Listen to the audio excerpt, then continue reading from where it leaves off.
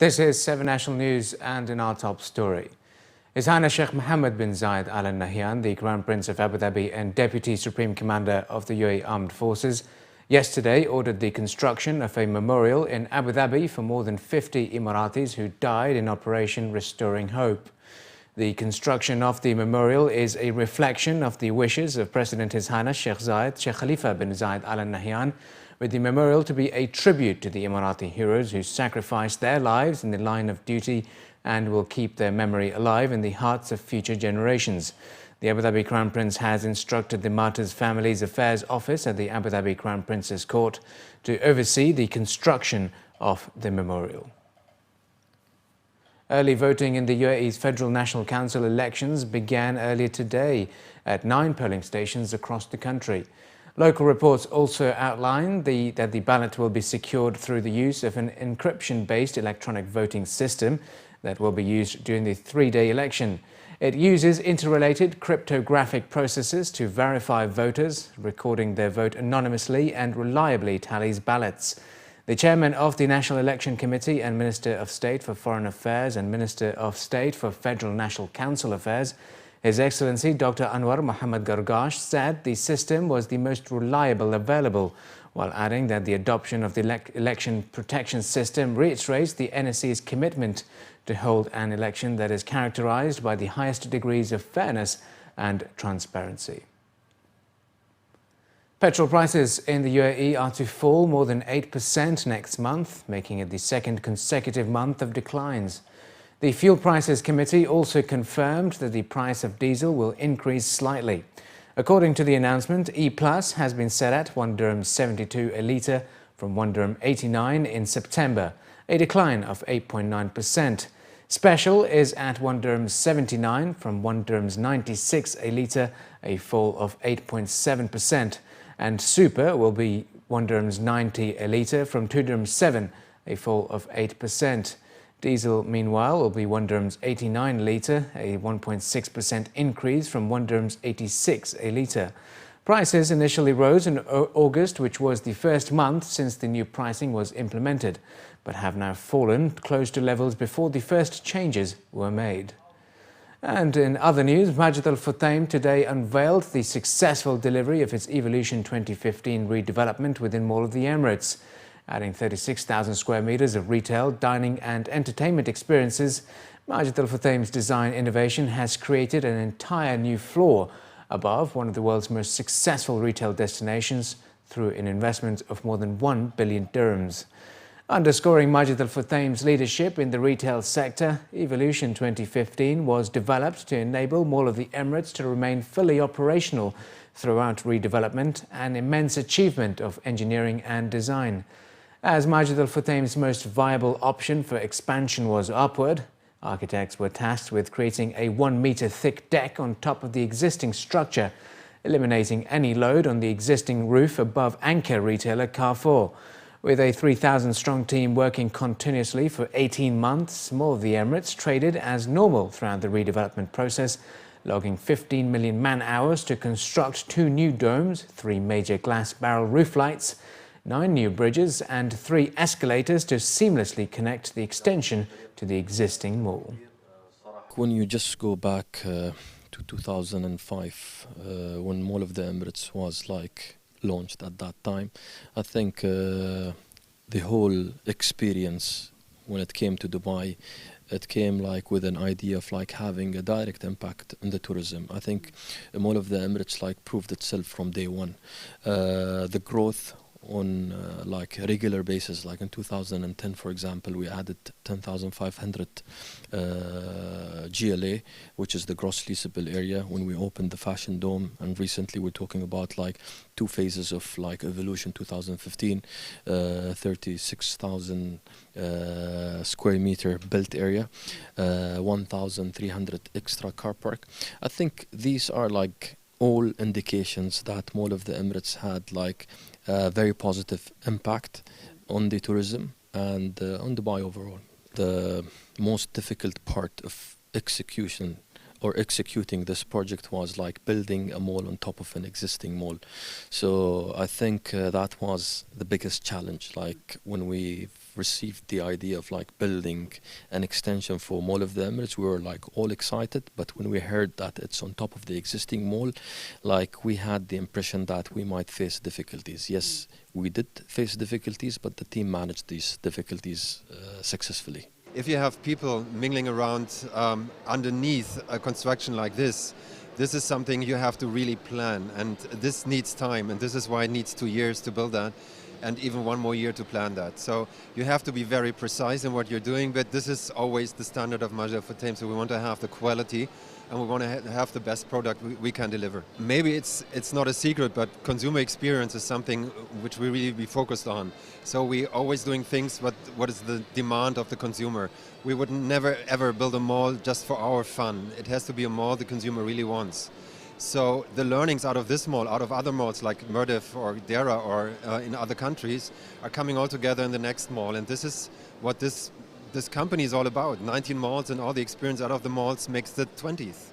The new area, the size of which is the equivalent of about 9 acres or 8 professional football fields, offers space for a total of 40 retail outlets, including more than 220 fashion retailers, some of which are entering the region for the first time, and 12 dining outlets, all on the new 3rd floor of the mall. Meanwhile, the new Vox Cinemas is the entertainment centerpiece of Evolution 2015, a 100,000 square feet entertainment destination with a completely revamped 24-screen Vox Cinemas, making it the largest complex in the Middle East, featuring advanced technologies such as the first and only IMAX with laser screen in the Middle East, the largest Vox 4DX auditorium, the world's first of its kind luxury cinema experience called Theatre by Rhodes, combining fine food and film in a collaboration with Michelin star chef Gary Rhodes, and 2 Vox Kids colourful cinemas with an adjoining fun-filled party room for birthday parties. I think this is a good turning point for the whole industry in the extension and evolution of Mall of Emirates.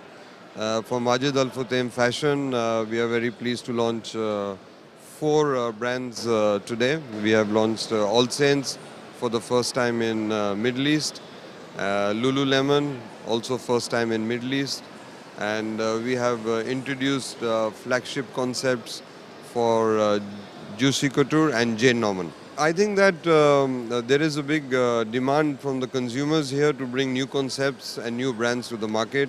And companies like ourselves at Majid Al Futtaim Fashion, we are going around the globe meeting and convincing many companies who are not yet here to come to the market. And I think that when they see for the first time global brands like Lululemon and All Saints arriving to the market, it will give them confidence and encouragement to also come to Dubai. In the first 15 years, we announced earlier this year that we serve 50 million customers. We also announced at that time that in the next 3.5 years, we'll serve another 50 million. So you can see our business, we announced earlier this year a 1 billion dirham investment in new cinemas. And that sees our cinema circuit grow by 6 times over a 4-year period. And as part of that, again, every 3.5 years, we'll be serving 50 million customers. And that's only increasing. The more cinemas we open, the quicker we'll hit that 50 million admission mark every few years. So over time, we anticipate, by say 2020, we anticipate we'll be serving about 25 million customers per annum. So I think Dubai has a lot of cinemas now, and it's considered quite saturated. Abu Dhabi still has some opportunities. We're opening in Sharjah next year. We opened last year the biggest cinema in Abu Dhabi, in Yas Mall, which is trading incredibly well, and it's the #1 cinema in the Emirate. We'll open more cinemas in Abu Dhabi. We'll open a few cinemas in Sharjah. We'll look to the Northern Emirates, but then we'll expand outside. So we're already trading in Lebanon and Oman. Next year we'll open in Mall of Egypt in Cairo, and we'll also open in Qatar. The year after in Bahrain and also in Kuwait. And then the year after a few other countries, which, as I said, we haven't yet announced. But by 2020, we'll be operating in 8 or 9 different countries with about 550 screens. And that's over a 7-year period that our circuit will have increased by about 11-fold. So cinema markets internationally have reached saturation. The Middle East is still growing, but you need to be really careful and really selective in which locations you secure, because some cinemas don't make money. For us, We're not so much worried about being the biggest. Fortunately, we are the biggest in the Middle East and in most of the markets that we operate. We want to be the best. So we want to build cinemas like this that our customers love, that offer all the different points of difference, that our customers can come in and try different concepts. Because today you might want to see it in IMAX, tomorrow you might want it the Vox Theatre by Gary Rhodes, the next day you might want to come to 40X. So we want to keep investing in new concepts so people keep coming to us, because over a period of time, like anything, if you open 300 restaurants in a city, some of them aren't going to perform as well as others. We're not so much worried about opening more restaurants than anyone else. We want to open the best restaurants in the best location. Visit visas for 90 days can now be obtained through the Ministry of Interior's e-services, either via the Ministry website or its smartphone app. The move, according to Ministry officials, is aimed to reduce applicants' time in applying for the entry permits, which require sponsorship from a citizen, resident or investor. The government also aims to reduce the number of customers to its centres by 80% by 2018. The head of the e-Services Department for Naturalisation, Residency and Ports Affairs was quoted as saying that in order to issue a long-term single-entry visit visa for 90 days with the sponsorship of the public sector and free zones, the applicant must fill out the e-form and attach a copy of the sponsored person's passport with a validity of not less than 6 months. Applicants for a long-term 90-day visit visa who are sponsored by someone in the private sector will also need to attach the licence and e-gate card. If the sponsor is a relative and a resident, the e-form should be attached with a copy of a certified marriage contract or birth certificate for children and a certified tenancy contract or electricity bill with a bank security deposit of 1,000 dirhams, proof of health insurance, a passport copy of the sponsored person valid for a minimum of 6 months, and an e-gate card with a copy of the sponsor's passport. Parents who are planning to transfer their children from schools abroad to UAE schools should be aware that their children might have to repeat the school year if they don't meet the UAE's federal law age requirement. According to a local daily, this is applicable to students who go to KG1, KG2 or Grade 1, while students who want to enroll in higher grades such as Grade 2 and above can be transferred to the next grade if they have completed the previous grade successfully and have passed the assessment test on entering the school. Last year, education authorities announced that KG1 students must be 3 years and 8 months old when they are enrolled, so that by the end of the year they would have completed 4. KG2 students must complete 5 years of age by the end of the year, while Grade 1 students must complete 6 years by the end of the year. This age requirement was first introduced in February as part of the Abu Dhabi Education Council's organising regulations for private schools. It was then enforced by the Ministry of Education and the Knowledge and Human Development Authority to include all schools in the country later in the year. Ministry officials said that parents who want to apply for an exception should do so before the end of this month. It was added that the ministry will give priority to those who meet the age requirement. In an effort to include public participation in crucial public health strategy decisions, the Dubai Health Authority has invited suggestions from the public in order to draft a patient-centric Dubai health strategy, which will be applicable from 2021. In the third phase of the Stakeholder Engagement Initiative, the DHA has made a request to members of the public to write to the authority through its Twitter page, DHA_Dubai, and to use the hashtag DHAFuture. In the first phase, DHA employees provided their ideas and suggested initiatives via an online forum. In Phase 2, the consultation program included 90 members of the public and private health sector. According to the DHA, the idea behind this extensive stakeholder engagement is to prepare a strategy that fulfills the needs of the public, medical professionals, healthcare facilities, as well as investors. It was added that seeking feedback and suggestions from the public is an essential part of this initiative, which aims to understand patients' viewpoints in order to formulate patient-centric solutions and policies.